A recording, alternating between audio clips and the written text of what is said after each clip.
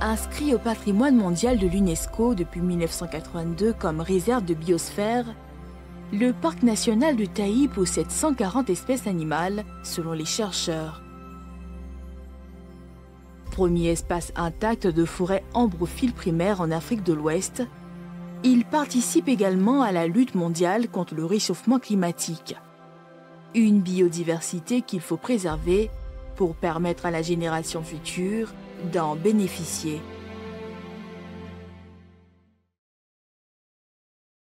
Et donc de quoi donner envie de visiter ce parc national de Taï. Et pour en parler, on va recevoir le colonel Abdoulaye Diarra-Souba, qui est le directeur de la zone sud-ouest de l'OIPR. L'OIPR qui a donc la charge des parcs et réserves de Côte d'Ivoire. Bonsoir colonel, merci d'être avec nous ce soir. Comment est-ce qu'on a réussi la sauvegarde de ce parc et à impliquer aussi les populations locales, comme on a pu le voir dans le reportage? Bonsoir madame.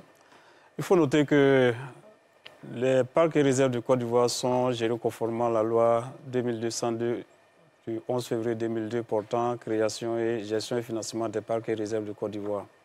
Alors le parc national de Taï, selon cette loi déjà qui encadre la gestion des aires protégées, nous avons élaboré un plan d'aménagement et de gestion qui est notre guide.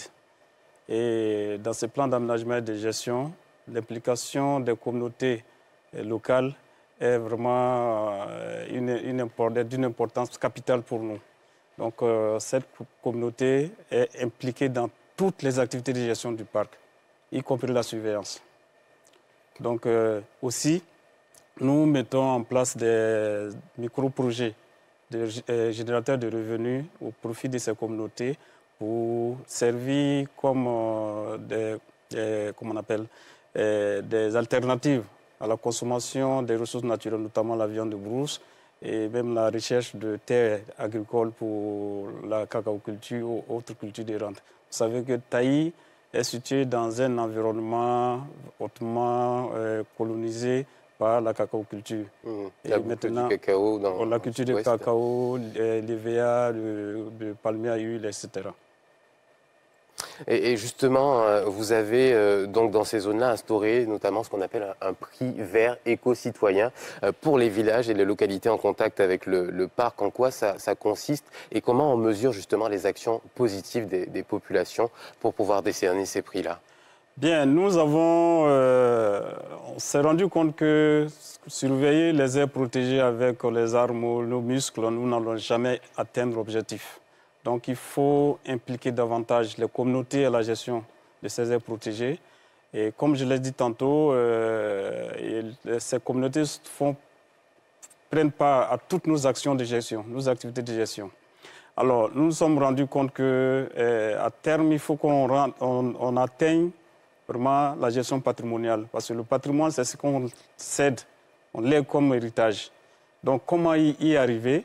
Comme je l'ai dit tantôt, on met en place des activités génératrices de revenus, on les accompagne à travers des financements avec des partenaires. Ensuite, on les implique dans les activités de gestion. Ils nous accompagnent pour la surveillance, pour le suivi écologique, le tourisme, et les aménagements. Et c'est dit qu'il faut mesurer le niveau d'implication de ces communautés à la gestion. Alors, comment mesurer ce niveau? Nous avons instauré ces prix, le prix vert, c'est-à-dire le village qui s'implique davantage de plus dans la conservation et dans la zone du territoire du village, on regarde est-ce qu'il y a des activités de braconnage, d'orpaillage, est-ce que les gens sont impliqués dans la sensibilisation, est-ce qu'il y a moins d'impact de leurs actions sur le parc. Et il y a un comité qui est mis en place, qui est présidé par les autorités administratives. Et une fois que c'est lancé, nous recueillons, c'est les communautés même qui montent le dossier, nous recueillons et nous dépouillons tous ces dossiers avec les vigilants des autorités administratives et on identifie les lauréats. Et ces lauréats sont, le premier prix par exemple c'est 5 millions, le deuxième prix c'est 3 millions Et le troisième, c'est 2 millions. 10 millions pour un village. De quoi encourager les populations locales. Et justement, au sein du parc national de Taï, il resterait environ 300 éléphants aujourd'hui. En juillet dernier, des braconniers ont été arrêtés dans la région. Est-ce que vous arrivez à contrôler de manière optimale ces agressions et qu'est-ce qu'il vous manque aujourd'hui? Bien, ça fait maintenant plus de 20 ans que nous n'avons pas remarqué, observé de braconnage sur les éléphants. Le braconnage existe dans le parc de Taï parce que mon patron aime prendre cet exemple. Le voleur ne rentre pas dans une maison vide. Comme je le dis tantôt, au niveau de Taï, il n'y a plus de forêt autour de Taï.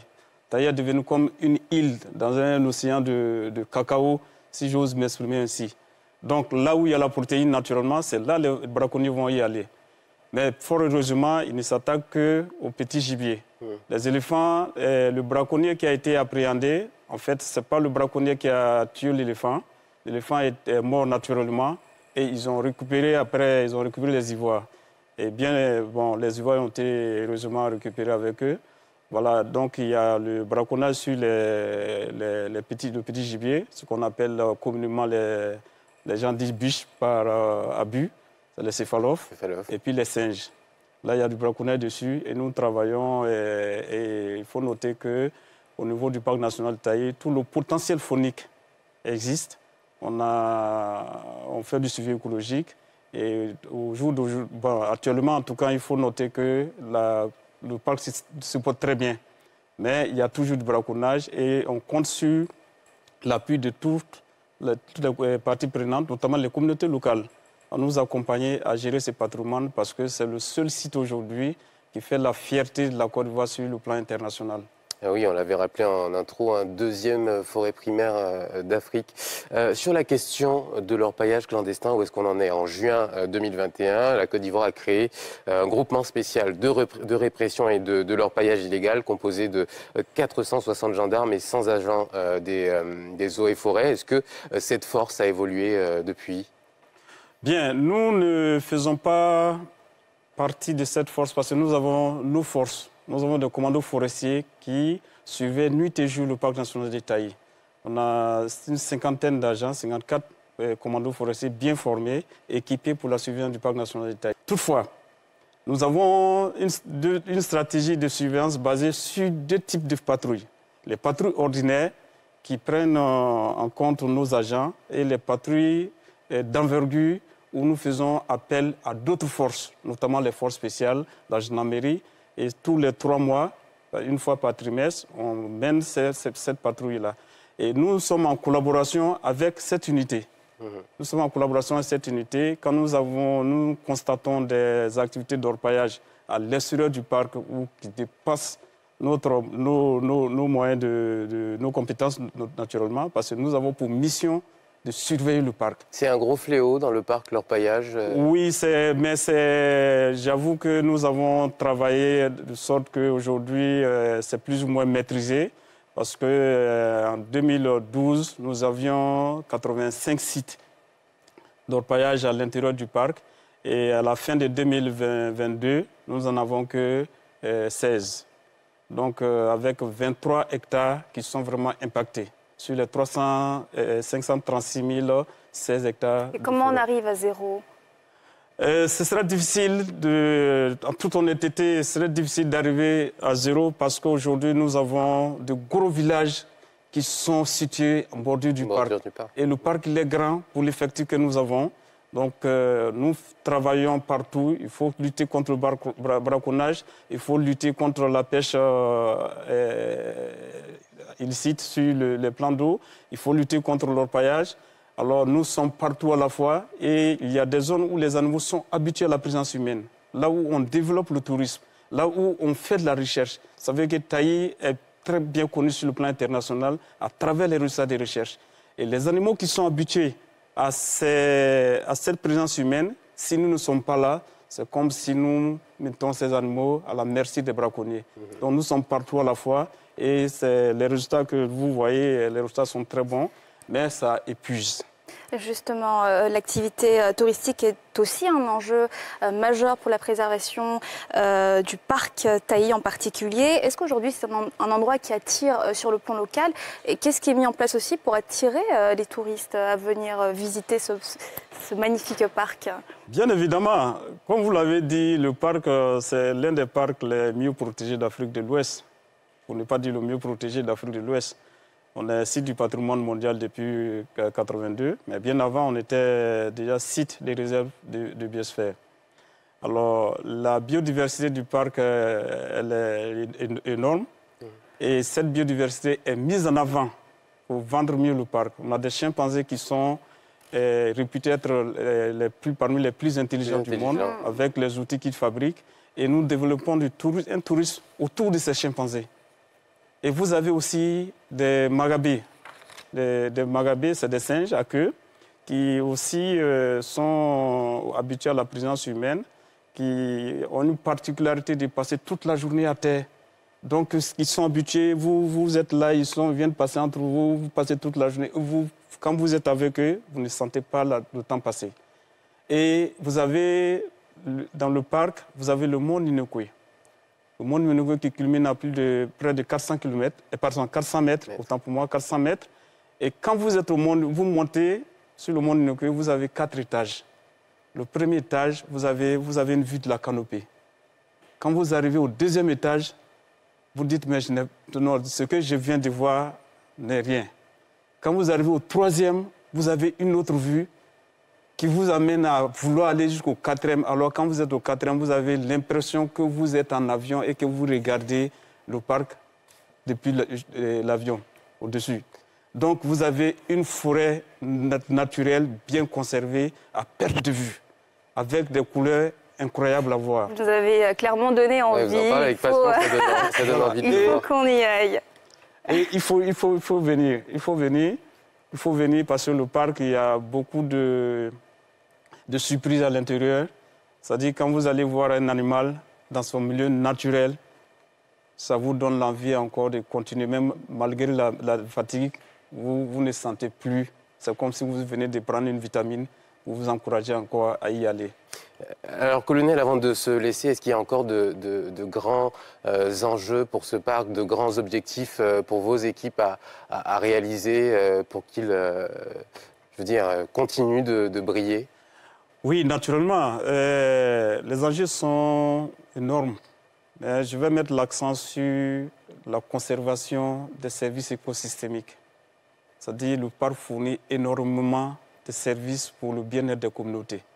Si on conserve les valeurs du parc et qu'on arrive à conserver ces services pour que les communautés qui vivent puissent vraiment profiter, améliorer leur quotidien avec la présence du parc, on aura tout réussi. Une étude a montré que le parc, à travers le climat favorable, l'entretien du climat favorable à l'agriculture, notamment à la culture du cacao, contribue à plus de 3,4% du PIB. C'est énorme. Et le parc aujourd'hui maintient en dormance plusieurs maladies. Plusieurs maladies, notamment le virus Ebola qui existe dans le parc de Tailly, mais qui est en état de dormance. Il y a une forme de Covid qui est à l'intérieur.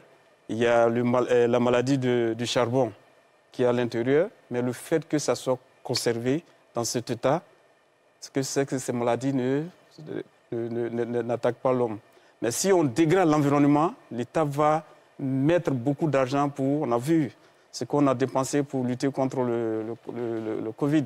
L'État va mettre énormément de l'argent pour pouvoir lutter contre ces pathologies. Donc, autant mettre assez de moyens à notre disposition de l'OIPR, pour que cet espace soit bien conservé pour nous-mêmes et pour la jeune génération, les générations futures. C'est vraiment le défi qui se présente à nous, faire en sorte que les générations futures puissent bénéficier des services écosystémiques que fournissent le parc. Donc, notre mission, c'est de les maintenir et les renforcer. Merci, colonel Abdoulaye Diarra-Souba. Je rappelle que vous êtes le directeur de la zone sud-ouest de l'OIPR. Merci d'avoir été avec nous.